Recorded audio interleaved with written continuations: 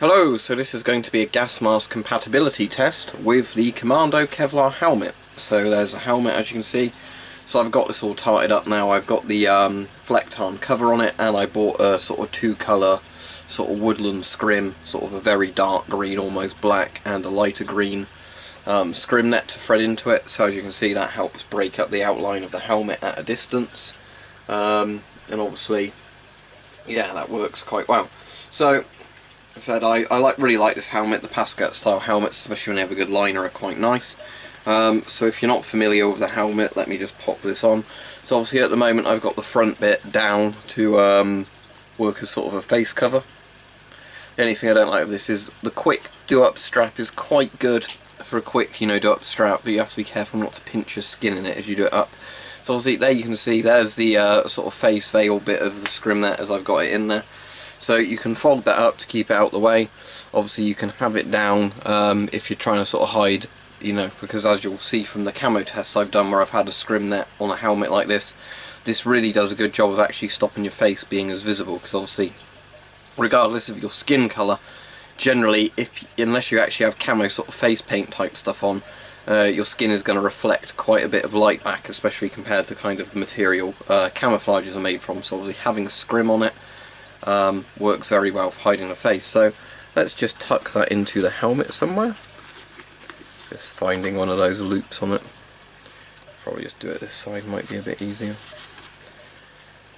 Yeah, I think I prefer the slightly elasticated band style one the Mark 6 helmet covers have compared to this, which is just, like rigid bits of material, but there we go, so that's tucked in. So we'll try it with the S10 first. Now the S10 has the NBC ridge on it. So as you can see, NBC ridge.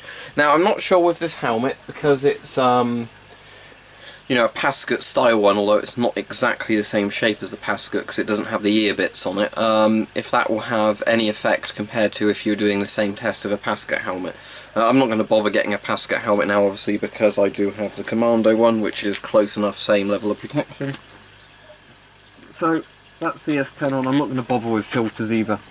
And I'm not going to bother trying to do the strap up in this video because you do need a specialist strap if you are using a helmet with respirators. So let's get this ready to roll again. So get it the right way round would be helpful. Okay, now let's pop this on. So what I need to see is, does the helmet actually fit over the NBC ridge? And the answer is not really, no. So I wouldn't trust the helmet with an S10. The S10 is a fine mask, this is a fine helmet, but annoyingly due to the NBC ridge on the top of the S10, it's not really going to work with a helmet like this. Most helmets the S10 won't work with simply due to the NBC ridge, unfortunately. So we'll try the CT12 in a moment to see if that works, but first let's just try the Israeli M15, because I always have this one handy for doing videos with. So I'll just check the straps are fully loosened, which they're not, because it always helps to actually have the straps loose and then tighten them, rather than doing it the other way around. Okay, so let's get this mask on.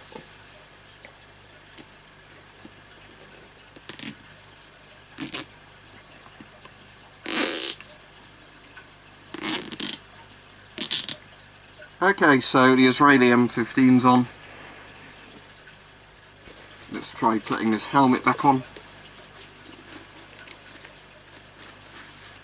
Yeah, this is certainly a snugger fit. It's not too comfortable because obviously some of the helmet blocks some of the straps coming down properly. But it at least feels like it's not going to shake off too easily, although again, it's not all that secure. What you are probably going to want to do if you have one of these helmets is do the elastic trick where you get a stretchy bit of elastic, put that in there as well as the regular liner strap. So if you're using it with a respirator, you've got a stretchy bit of elastic to keep the helmet on. But not too bad, it's doable. You wouldn't normally have your respirator on with your helmet anyway. It's kind of more of a thing where if there was some sort of gas emergency, you take your helmet off, you stick your respirator on, then if you could, you'd put your helmet on top, but if you couldn't, it's not the biggest worry in the world. You just have to hope that there's not shrapnel flying about at the same time that there's gas attack. Obviously a combination of the two makes your survival chances a fair bit lower, especially if it was something that required full NBC gear on, and a bit of shrapnel might only cause a minor cut or something, but it could rip open your NBC suit. So anyway, now let's try it with the CT12. So praise the CT12, let's put this on.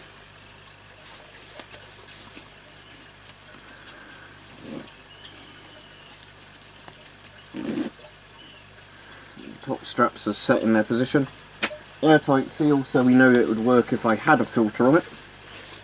Now let's get this helmet ready. I think that's a perfect fit, it seems, yeah, because these straps have gone over my ears properly. That's down to pretty much where the lenses are. So yeah, the CT12 as usual is great. It seems to work with the modern equipment.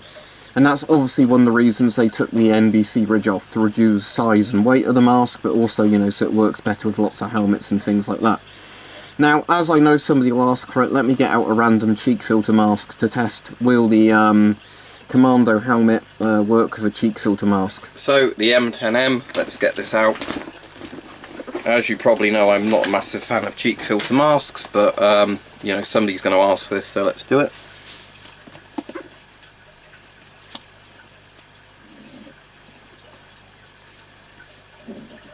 Okay, so the M10's on pretty tight. I'm pretty sure this would make an airtight seal. I can't really find these top straps to do an adjustment with, so let's just try it.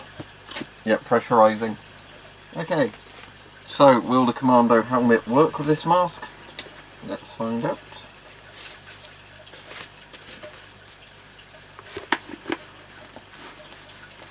Yeah, I think it actually would, especially if I get that strap down. Yeah, there we go. Especially if you took the lens outserts off, but I don't think that's going to be a massive problem. But yeah, it seems like the helmet would be on well enough with a cheek filter mask. But I think the US did design the M17 to actually incorporate with the M1 sort of pot helmet. And when they had the Pasca, obviously they had the M17 still in service then, so they had to fit together.